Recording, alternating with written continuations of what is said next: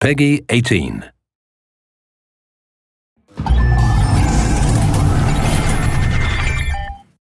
Hello everyone, I'm Colin Graham. I'm the animation director on Watch Dogs, and today I'm excited to present to you a vertical slice of the Watch Dogs free roaming experience. So actually, this is not a mission. Everything we're going to showcase today is completely systemic, and we're free to do as we please. We start off in the wards, the low-income district of our interpretation of Chicago. When creating the world of Watch Dogs, we wanted to stay true to the city and give a unique flavor to each and every neighborhood, not only in terms of the architecture, but also in terms of the people that you'll encounter and what is happening in their day-to-day lives. In the wards, you'll see working-class citizens, rusty cars, gang members, abandoned houses, and low-grade pawn shops. It's really not the kind of place that you're going to want to be alone after dark.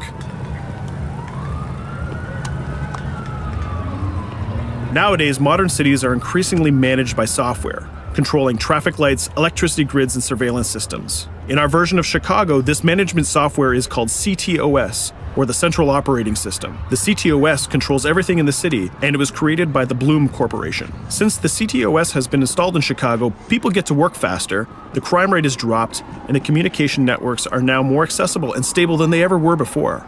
It goes without saying that if everything is connected, somebody able to take over the system would be extremely powerful. At this point in the game, we don't have control over this district's CTOS system. The icons that you see over people's head mean that we cannot hack into their mobile devices at the moment. We need to find the CTOS control center, install a backdoor virus into the system to take control over all of the infrastructure in this district.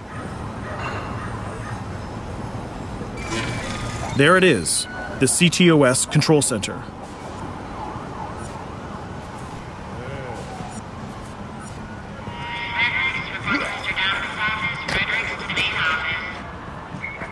Watch it. You're walking someplace you got no business. It's heavily guarded.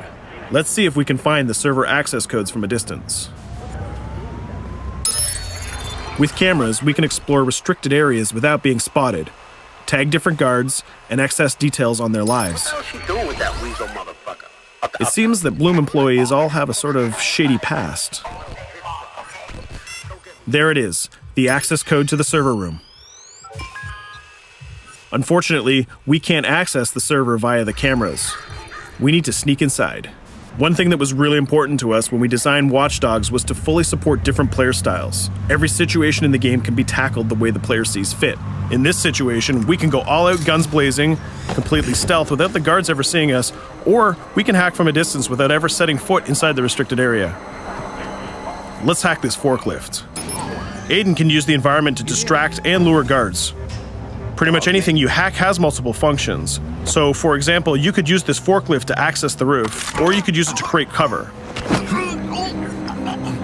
Hacking in Watch Dogs is all about player expression. Let's set an improvised explosive device so we can hack it a little bit later.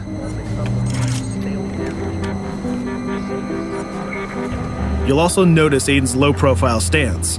This indicates when the guards are unaware of our presence. We'll try to reach the upper level of the building to see if we can gain a vantage point over our opponents. Everything in the environment can be hacked, so we're going to make some dynamic cover. That's how you spend a day off. Some quality meat. We'll use this forklift to lure the guard towards our IED that we set earlier. Let's see how this plan unfolds. You're working them on.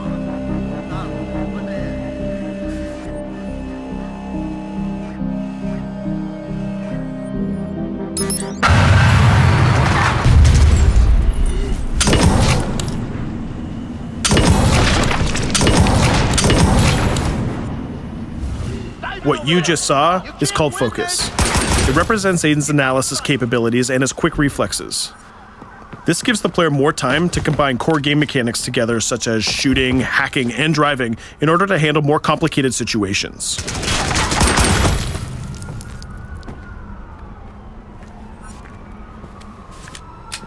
Now we can access that control room.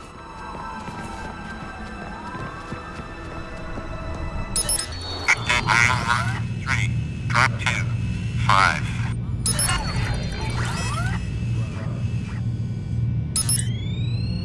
Now we'll be able to hack all of the devices connected to the CTOS within the districts. Thousands of cameras, traffic lights, the electricity grid, and most importantly, all of the citizen information profiles. We can also benefit from the Chicago Police Department Crime Prediction System, which uses facial and pattern recognition to spot potential criminals or potential victims. Since this is a pretty rough neighborhood, I'm pretty sure we're going to stumble on some suspected criminal activity pretty soon. And there it is. The system just pushed an alert of a potential crime. We can see the system trying to triangulate the location on our minimap. Take note, this isn't a mission. This can happen anywhere at any time. We've just spotted a potential victim. It's always up to the player if he wants to investigate or not, to take action or not. So let's see how this turns out. Yeah, you're right. Could I just...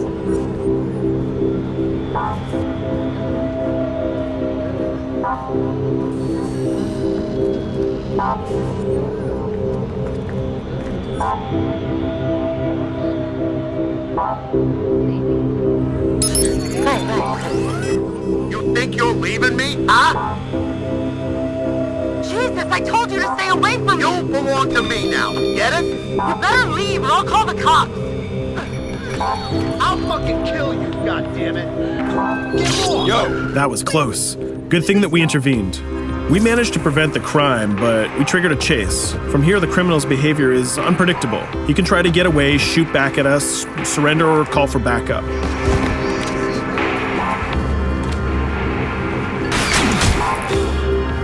It seems like he decided to get away by car. Let's chase him down. In Watch Dogs, we have a wide variety of vehicles.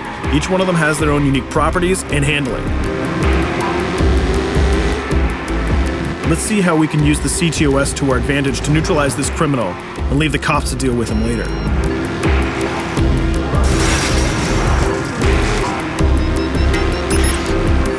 The chase stops right here. Using the blockers usually reserved for the cops during interventions, we managed to stop this criminal without killing him. This gives us a reputation bonus. This system is at the core of the Watch Dogs experience. Depending on how we handle different situations in the game, the media and the citizens will have a different perception of our hero, whether he is a true vigilante or a reckless criminal.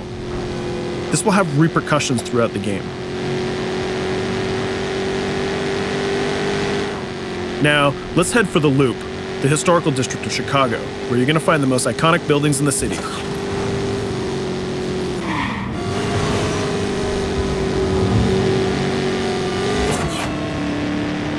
We're going to go to a gun shop to see what arsenal is available for players. The economy is a big part of Watch Dogs. Players will be able to grow their arsenal with weapons and craft their tools in order to increase their power and their hacking abilities.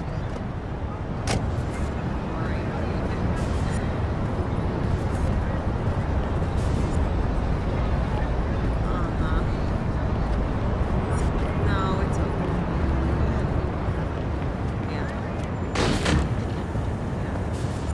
You will find all of the weapons that you would expect in a traditional shooter. Pistols, assault rifles, guns, sniper rifles, and grenade launchers, just to name a few. A lot of bullets were fired in our last encounter with the CTOS guards. Let's stock up on some more ammo. Finding everything.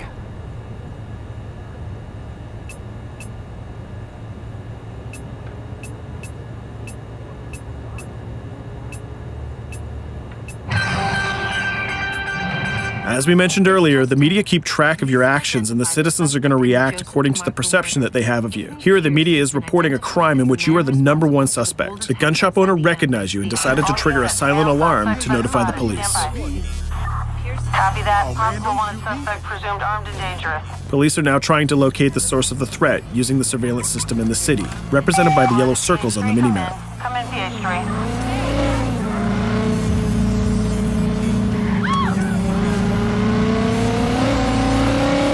Aiden is able to stall their efforts by hacking into their communication systems while avoiding the scanning areas.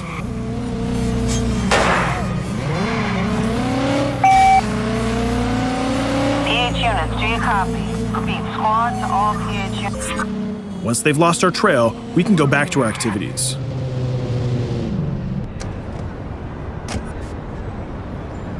One thing that Bloom did to win over the population of Chicago with the CTOS project was to install free Wi-Fi hotspots throughout the city. Free Wi-Fi is cool, but not very safe with someone like Aiden Pierce around. Hacking into this box is going to give us access to every device that's connected to it. So let's see where that brings us.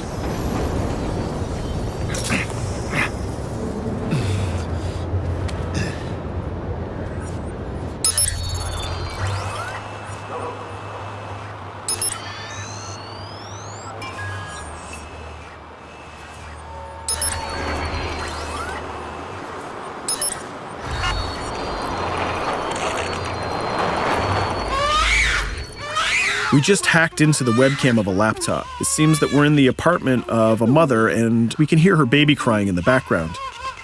Her bank information is in her mobile phone sitting right there on the table in front of us. It's totally up to the player whether we decide to steal it or not.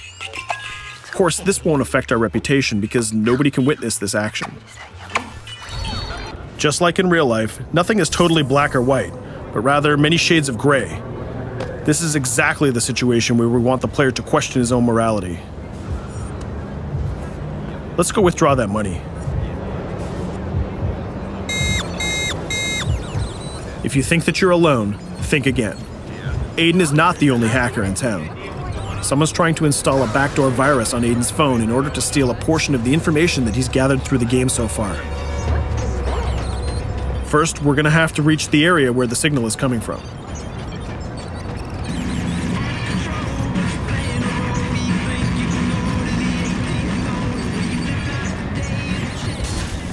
Using our profiler, we're going to try to identify the hacker before the installation finishes.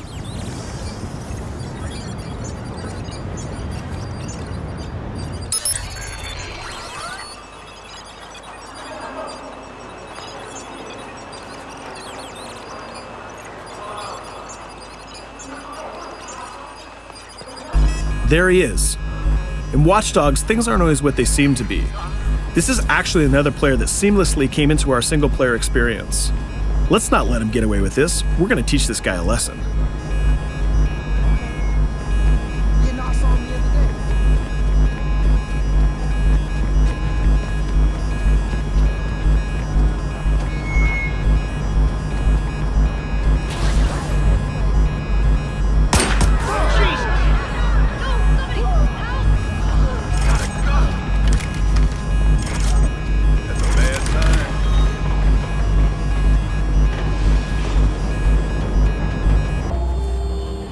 We stopped the hack, but the hacker managed to get away. I don't know about you, but we can't let this pass by.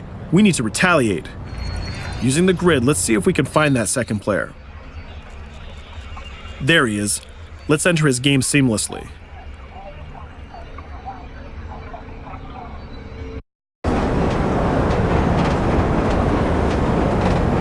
The second player is not yet aware of our presence. If we act carefully, he might think that we're one of the many NPCs in the city.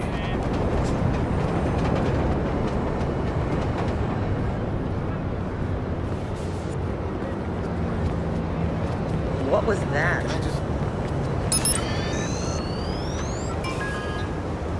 So let's find a place to hide and start hacking. What's going on?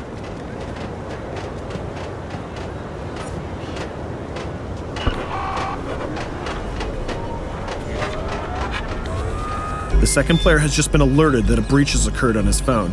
He's trying to find us using his profiler.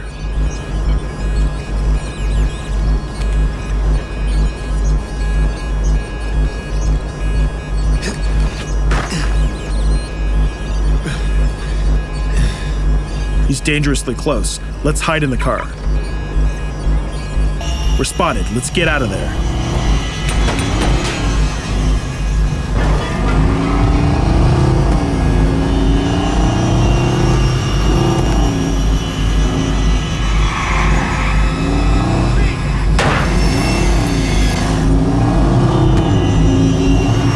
Let's set up an ambush right here.